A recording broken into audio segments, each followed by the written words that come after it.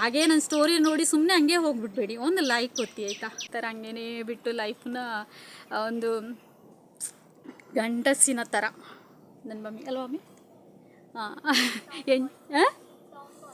Tom ಬಾಯ್, ಗಂಡಿಗೆ ಗಂಡಾಗಿ ಹೆಣ್ಣಿಗೆ ಹೆಣ್ಣಾಗಿ ನನ್ನ ಮಮ್ಮಿ ಇದುವರೆಗೆ ನಿಂತು ಸ್ಟ್ರಗಲ್ ಮಾಡಿ ಇದ್ದಾರೆ. ಹೇಳೋಕ್ಕೆ ತುಂಬ ಫ್ಯಾಮಿಲಿ ಇದೆ ನನಗೆ.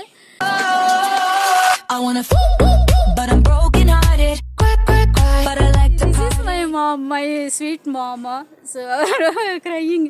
ಯಾಕೆ ಮಮ್ಮಿ ಹೇಳ್ತಾ ಇದ್ದೀರಾ? ಅಳ್ಬೇಡಿ, ನಾವಿದ್ದೀವಲ್ಲ. ಅವರು ಎಲ್ಲನೂ ಸ್ಟ್ರಗಲಲ್ಲಿ ಅದೇ ಇದರಲ್ಲೇ ಅವ್ರು ಹಾಗೆ ಎಂಜಾಯ್ಮೆಂಟು ಇಲ್ಲ, ಏನೂ ಇಲ್ಲ, ಅದೇ ಥರ ಹಂಗೇ ಬಿಟ್ಟು ಲೈಫನ್ನ ಒಂದು ಗಂಡಸಿನ ಥರ ನನ್ನ ಮಮ್ಮಿ ಅಲ್ವಾ ಮಮ್ಮಿ?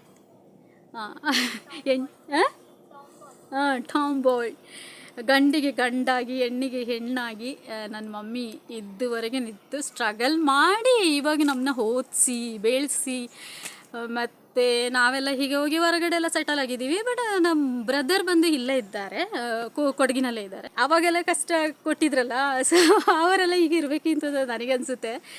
ಏಕೆಂದರೆ ನಮ್ಮ ಇದನ್ನೆಲ್ಲ ನೋಡಬೇಕಲ್ಲ, ಈಗ ನಾವು ಹೇಗಿದ್ದೀವಿ ಅದನ್ನೆಲ್ಲ ನೋಡಬೇಕಲ್ವ ಅವರೆಲ್ಲ.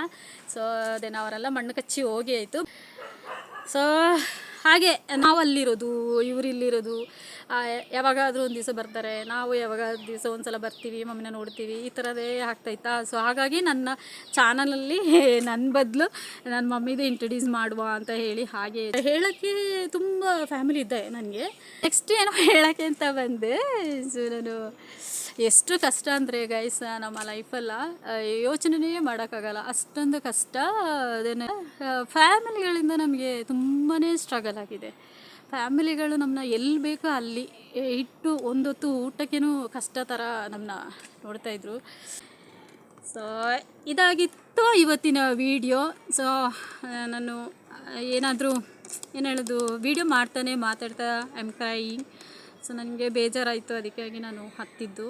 ಸೊ ಅದೆಲ್ಲ ಹ್ಯಾಪಿನೆಸ್ ಕಣ್ಣೀರು ಅಂತ ಹೇಳಬೇಕು. ಏಕೆಂದರೆ ದುಃಖಕ್ಕೆ ಬರೋ ಕಣ್ಣೀರಿಗೇನು ಹ್ಯಾಪಿನೆಸ್ಗೆ ಬರೋ ಕಣ್ಣೀರು ಬೇರೆ ಡಿಫ್ರೆನ್ಸ್ ಥರ ಇರುತ್ತೆ. ಸೊ ಹಾಗಾಗಿ ಇದು ಬಂದು ಹ್ಯಾಪಿನೆಸ್ ಕಣ್ಣೀರು. ನನಗೆ ಇದು ವೀಡಿಯೋ ಮಾಡಬೇಕಾ ಬೇಡವಾ ಅಂತ ಯೋಚನೆ ಮಾಡ್ತಾಯಿದ್ದೆ. ಸೊ ಮುಂದೊಂದು ದಿನ ಎಲ್ಲ ಇದೇ ಥರ ಅಂದರೆ ದಿವಸಗಳು ಉರುಳ್ತಾ ಇದೆ, ಇಯರು, ತಿಂಗಳು, ಮಂತ್ ಈ ಥರ ಎಲ್ಲ ಬರ್ತಾನೆ ಇರುತ್ತೆ. ಸೊ ಈ ಥರ ವೀಡಿಯೋಗಳೆಲ್ಲ ಸಿಗುತ್ತಾ ಏನಂತ ಗೊತ್ತಿಲ್ಲ. ಅದಕ್ಕೆ ನಾನು ಇವತ್ತು ವಿಡಿಯೋ ಮಾಡುವ ಅಂತ ಹೇಳಿ ಹಾಗೇ ಒಂದು ವಿಡಿಯೋ ತಗೊಂಡೆ. ನನ್ನ ಚಾನಲಲ್ಲಿ ನನ್ನ ಮಮ್ಮಿದು ಇಂಟ್ರೊಡ್ಯೂಸ್ ಆಯಿತು.